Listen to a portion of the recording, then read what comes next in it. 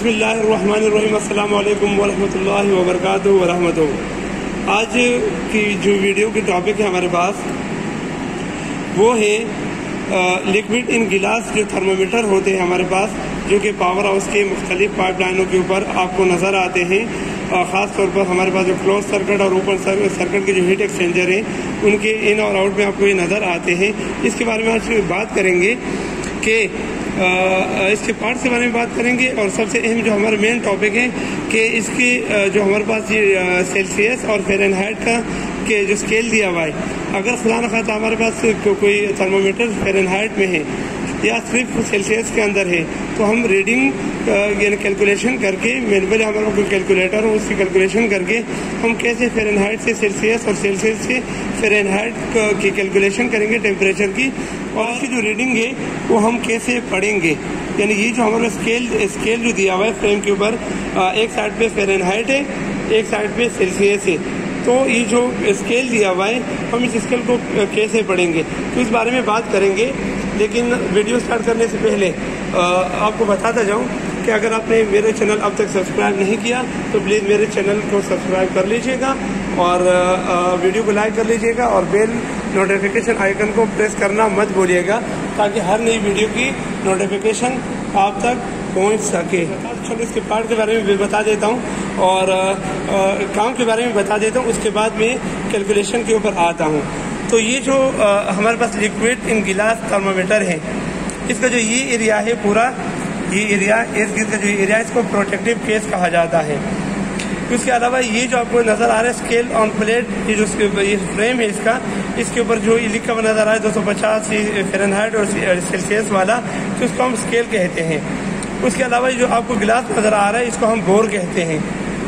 उसके अलावा गिलास के अंदर आपको ट्यूब नज़र आ रही होगी, अगर कैमरा फोकस कर ले, एक गिलास के अंदर भी ये जो ब्लू कलर है, ये आगे ट्यूब गया हुआ है, इसको हम कहते हैं कैपिलरी ट्यूब। कैपिलरी ट्यूब इसको कहा जाता है। उसके अलावा ये जो ज़ीरो दिया हुआ है, यहाँ ज़ीरो से जो नीचे के एरिया है, इसको हम लिक्विड कॉलम कहते हैं। उसके अलावा ये जो एरिया है ये हमारे पास सॉकेट कहलाता है, और इस सॉकेट के नीचे जो ये एरिया है, ये हमारे पास ये सबसे नीचे वाला तो हीट जो कंडक्टिंग मटेरियल कहलाता है, जहाँ से हीट की मेजरमेंट होती है। और इसके अलावा ये जो एरिया है अंदर, इसको बल्ब कहते हैं या बल्ब चैम्बर भी कहते हैं। तो ये तो पार्ट के नाम हुए। अब आपको मैं बता देता हूँ कि ये काम कैसे करता है। दो किस्म की लिक्विड इसके अंदर यूज होती हैं, एक तो हमारे मरकरी होती है, और एक जो लिक्विड होती है हमारे पास इथेनॉल कहलाते हैं, इथेनॉल वर्जन, जो कि एक मिक्सचर होता है, सोल्यूशन होता है, केरोसिन का भी होता है, अल्कोहल वगैरह इनका एक सोल्यूशन होता है। तो उस सोल्यूशन से एक लिक्विड बनाया जाता है। तो क्या होता है कि इस जो कैपिलरी जो ट्यूब है हमारे पास, इसके एक एंड के ऊपर लिक्विड भरा होता है, और जब इसको हम हीट देते हैं, जब इसको हीट दिया जाता है, जहाँ पर भी आप लगा देते हो कोई गर्म पानी और ठंडा पानी हो, जब ये वाला एरिया उस पानी के अंदर रहता है तो इसको हीट मिलती है। तो हीट पे क्या करता है कि ये अपने एक्सपेंशन, थर्मल एक्सपेंशन का काम करता है। यानी ये जो हमारे लिक्विड है ये इंक्रीज होना शुरू हो जाता है ऊपर की तरफ, और जितना ये directly proportional to the temperature होता है, जितना हमारे पास टेम्परेचर ज़्यादा होगा, उतना ये लिक्विड ऊपर की तरफ मूव करेगा। तो ये तो रही कुछ काम, इसके काम के बारे में बात। और अब मैं आपको मेन जो हमारा टॉपिक है कि इसकी रीडिंग कैसे पढ़ते हैं वो मैं आपको बताता हूँ। तो ये दो रीडिंगें दी हुई, एक है हमारे पास फ़ारेनहाइट में, ये इस साइड ये वाला फ़ारेनहाइट है, ये वाला इस साइड है ये सेल्सियस का है। और एक और बात, इसकी जो रेंज है इस वाली जो मेरे पास जो थर्मोमीटर है, ये 160 डिग्री सेल्सियस या 300 फ़ारेनहाइट तक रीडिंग हमें दे सकता है। तो अब पहली बात तो ये कि आप इसको पढ़ते कैसे हैं, क्योंकि कई लोगों को कन्फ्यूजन हो जाता है कि वो जब रीडिंग लेकर आते हैं तो उनको पता नहीं होती इसको पढ़ते कैसे हैं। अब मैं आपको एक मिसाल दे दूं, अगर हम सेल्सियस में पढ़ेंगे तो जिस तरह ये 20 लिखा हुआ है, 20 के ऊपर मैं आपको बता रहा हूँ, तो ये जो 20 के ऊपर के जो हमारे पास स्केल है, तो हम इसको दो दो करके पढ़ेंगे। यानी ये है 20, तो उसके बाद ये 22, उसके बाद ये हो गया 22, ये 24, ये 26, ये 28, ये 26, ये 28 और ये 30। तो ये जो आपको मार्किंग हुई है ये 30, यानी यहाँ पर आके 30 डिग्री सेल्सियस हुआ। इसी तरीके से अगर हम फ़ारेनहाइट की बात करें कि फ़ारेनहाइट की जो रीडिंग है स्केल के ऊपर, इसको कैसे पढ़ते हैं उनको, तो इसको 2-2 करके पढ़ते थे हम, इसको 4-4 करके पढ़ेंगे।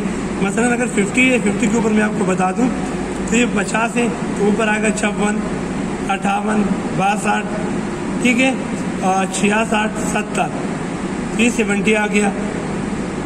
तो ये चीज़ उम्मीद है कि आपको समझ में आ गई होगी कि रीडिंग, यानी वहाँ पर अगर आप जाते हो रीडिंग नोट करते तो रीडिंग को कैसे नोट करते हैं।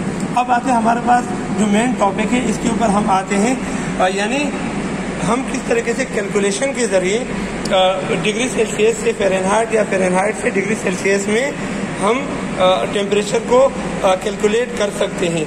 तो वो मैं अभी आपको बताता हूँ।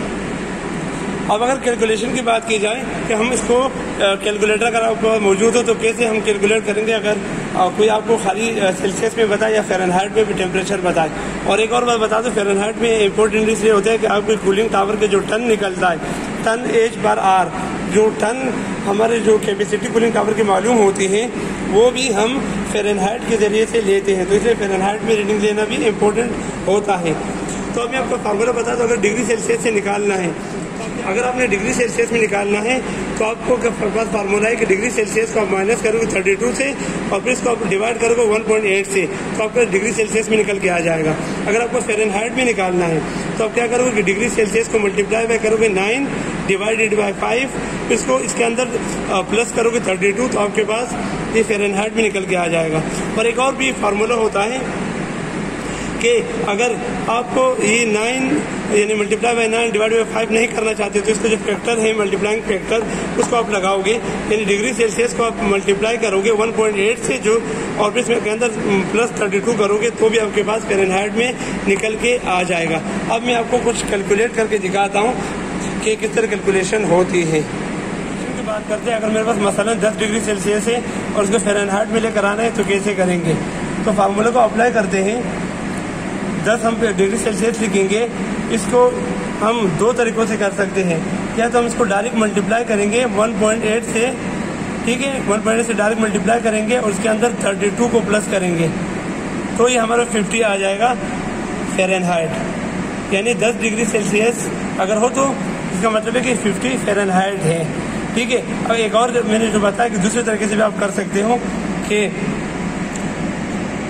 10 डिग्री सेल्सियस आपने ले लिया, उसके बाद आप मल्टीप्लाई करोगे 9 के साथ, फिर डिवाइड करोगे 5 के ऊपर और फिर इसके अंदर प्लस करोगे 32, तो भी 50 हमारे पास आ जाएगा। अब हम क्या करते हैं कि 50 यानी 50 फ़ारेनहाइट मेरे पास आया है, इसको डिग्री सेल्सियस में कन्वर्ट कर देंगे। डिग्री सेल्सियस में इसको किस तरह लेकर आएंगे।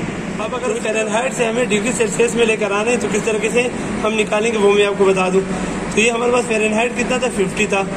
50 को हमने माइनस किया 32 के साथ, 32 के साथ माइनस करने के बाद हम इसको डिवाइड करेंगे 1.8 के साथ, 1.8, तो ये हमारे पास 10 आ गया। तो मेरे 10 डिग्री सेल्सियस आया। तो मैंने दोनों तरीके आपको बता दिए कि दोनों को आप किस तरीके से कैलकुलेट करके टेम्परेचर की कैलकुलेशन कर सकते हो। अच्छा, ये 32 क्या है, 32 ये होता है कि 0 डिग्री सेल्सियस के ऊपर 32 फ़ारेनहाइट होते हैं। क्या 0 डिग्री सेल्सियस जब होता है तो इसका मतलब होता है कि 32 फ़ारेनहाइट है टेम्परेचर का। तो ये कैलकुलेशन कुछ इस तरीके से करता है।